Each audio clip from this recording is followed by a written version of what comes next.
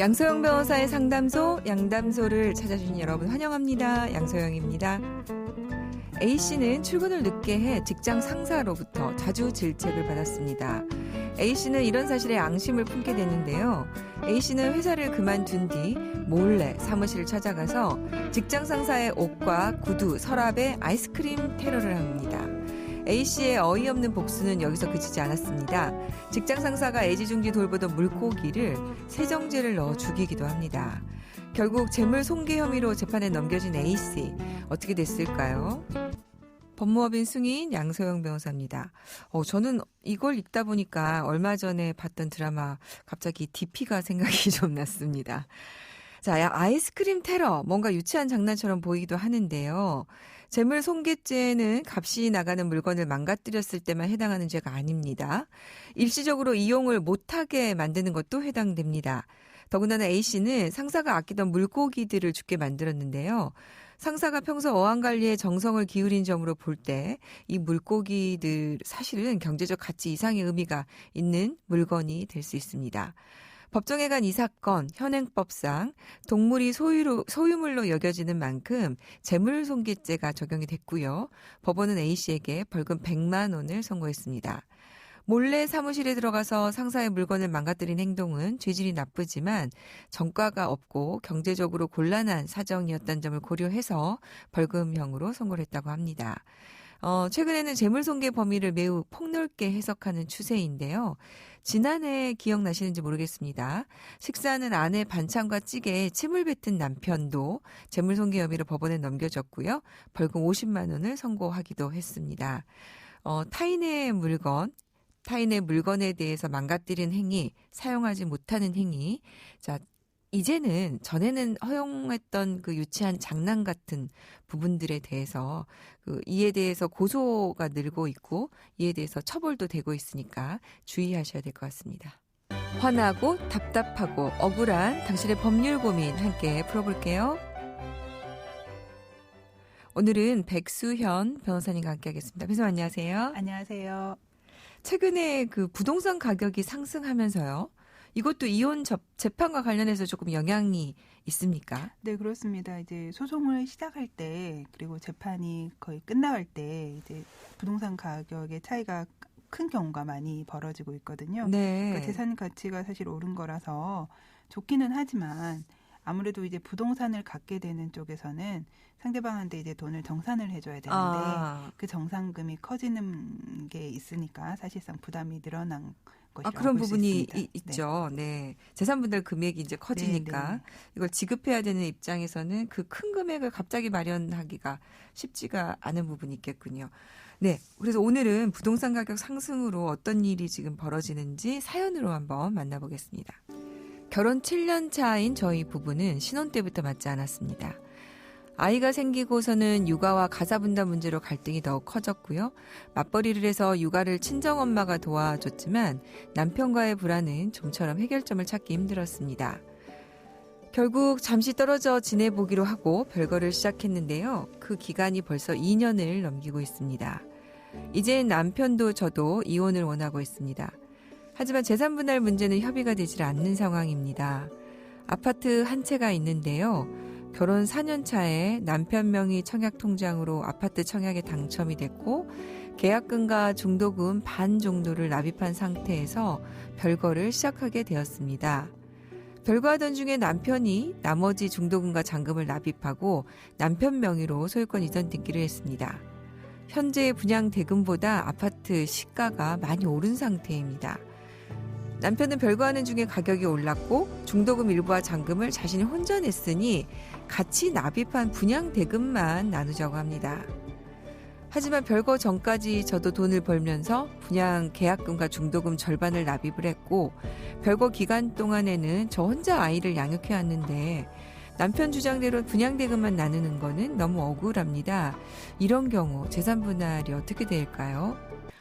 네. 그 아파트 가격이 오른 시점이 별거 기간 2년이다 보니까 네. 이제 이런 갈등이 좀 있군요. 그리고 일부는 또 남편이 혼자 대금을 냈다고 하다 보니까 이랬는데 변호사님, 그 재산 분할을 할 때 재산 분할 가액을 정하는 기준 시점은 언제입니까?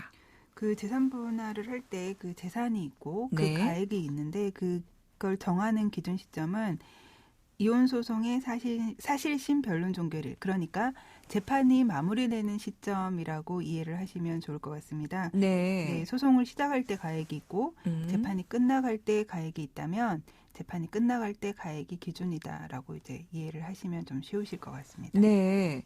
자, 그러면은 지금 우리 사연에서 별거 중에 혹은 소송 중에 부부가 일방이 취득한 재산, 이것도 재산 분할 대상이 될 수가 있습니까? 지금 아마 이제 소유권 이전 등기 소유권을 최종적으로 취득한 시점이 지금 별거 중이어가지고 문제가 될 수 있을 것 같은데요. 어떻습니까? 이제 원칙적으로는 이혼 소송의 사실심 변론 종결이 재판 마무리할 때 있는 재산을 기준으로 재산 분할을 하는 게 맞는데, 네. 뭐 가령 예를 들어서 별거 기간 중 소송 기간 동안 상대방과 전혀 무관하게 부부 중 일방이 취득을 했다. 그거는 사실 재산 분할 대상이 되기는 어려운 부분인데, 네. 그거는 이제 상대방과 전혀 상관없이 나의 노력으로만 형성했다라는 부분을 입증을 해야 되는 부분이고요. 네. 그렇지 않고 그 전에 혼인 기간 중에 있었던 재산 또는 부부 공동의 노력이 기반이 돼서 별거 기간 동안이나 소송 기간 동안 어느 일방 명의를 취득했다라고 입증이 되면 뭐 그 부분은 당연히 재산 분할 대상으로 들어간다라고 보시는 게 맞습니다. 그러면 우리 사연은 어떻습니까? 지금 남편은 같이 납입한 분양 대금만 분할해야 된다는 입장인데, 지금 변호사님 말씀하신 것처럼 후발적인 사정으로 무관하게 취득했다라고 봐야 됩니까? 아니면은 쌍방 협력에 의해서 형성된 거라고 봐야 됩니까? 결론적으로 보면 이 사연에서는 이제 파탄 이전에 일부, 그러니까 별거 이전에 분양 대금을 납입을 했고, 별거 기간 동안 남편이 납입을 했고, 결국 남편이 아파트를 취득했는데, 사실 이제 전체적으로 봤을 때 남편이 아파트를 취득한 것은 이제 혼자서 그러니까 부인의 노력과 상관없이 취득했다라고 보기는 어려워서, 네. 결론적으로는 이 사건 분양 대금이 아니라, 남편이 주장하는 분양 대금이 아니라 아파트가 재산 분할 대상이 되어야 될 것 같습니다. 네. 이제 혼인 생활을 시작한 후로 이제 아파트 이제 공급 계약 청약을 넣어서 청약이 당첨이 됐고요. 부인도 사실은 이제 분양 대금을 납입하는 동안 소득 활동도 했고, 그러니까요. 네. 계약금 중도금은 같이 네. 납입한 거니까요. 그럼요. 그리고 출산하고 이제 가사 육아를 또 도맡은 부분도 있을 거고, 친정어머니 도움도 받았다고 했거든요. 네. 그리고 사실 그랬기 때문에 별거 이후에 남편이 아파트 소유권 취득하였다고 하더라도 사실은 이제 파탄되기 이전, 그러니까 별거하기 이전에 쌍방이 서로 협력해서 재산을 취득했다. 그러니까 지금 변호사님 말씀대로 보면은 이게 남편이 계약금 이후에 지금 별거 중에 대금을 냈지만 그 돈은 어쨌든 우리가 가사노동을 하고 육아노동을 친정에서 도와주고 그랬기 때문에 남아있을 수 있는 돈이다. 그러면은 이제 기여를 했다. 이렇게 볼 수 있다는 거군요. 네, 그렇습니다. 그래서 별거 이후에 뭐 분양 대금을 얼마 납입을 하고 남편이 소유권을 취득했다 하더라도 네. 사실은 이제 분양 대금만 나누자라고 하는 건 사실 남편의 일방적인 주장일 뿐이고요. 부인 네. 입장에서는 굉장히 억울한 면이 있겠죠. 네, 소송으로 가게 된다면 결과적으로는 아파트 자체가 분할 대상이 되지 않을까 싶습니다. 네.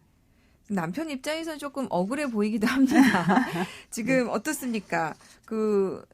혼인하기 전에 청약 통장이 남편 명의 통장이었나요? 남편은 이제 혼인하기 전에 개설한 청약 통장으로 이제 청약에 당첨됐고요. 별거 이후에도 혼자 뭐 중도금 일부도 내고 잔금도 납입했다. 사실 좀 나로서는 억울하다 이렇게 주장하실 수도 있는데 네. 그런 부분은 사실 이제 재산 분할 비율을 따질 때 비율로 고려될 수 있는 부분으로 보입니다. 그래서 그러니까 재산 분할 일단 대상에는 그렇다 하더라도 들어간다.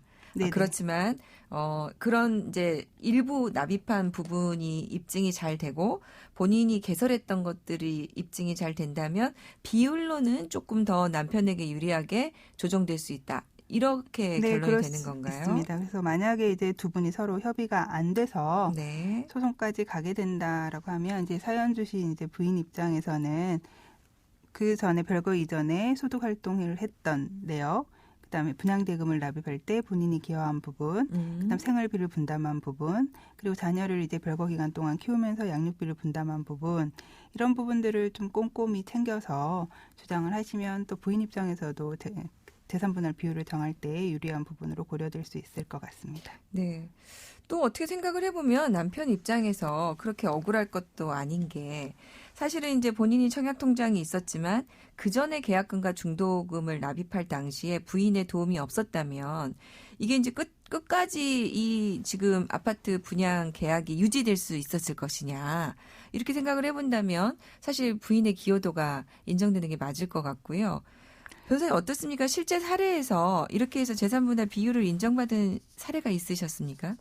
실제로 이런 사례는 요즘에 흔히 좀 있는 사례이기도 합니다. 그리고 대법원에서도 네. 사실상 이제 이런 비슷한 사례에서 혼인관계가 파탄된 이후에 아파트 소유권 취득했다 하더라도 앞서 말씀드린 그런 이유로 쌍방 협력해서 취득한 거다라고 인정을 해서 아파트 자체를 이제 재산분할 대상으로 봤고요. 프리미엄 자체도 이제 재산분할 대상으로 보고 있는 상황이고 그 부분에 대한 이제 상대방의 무형의 노력, 기여 부분에 대해서도 재산분할 비율로 충분히 인정을 해주고 있는 실정입니다.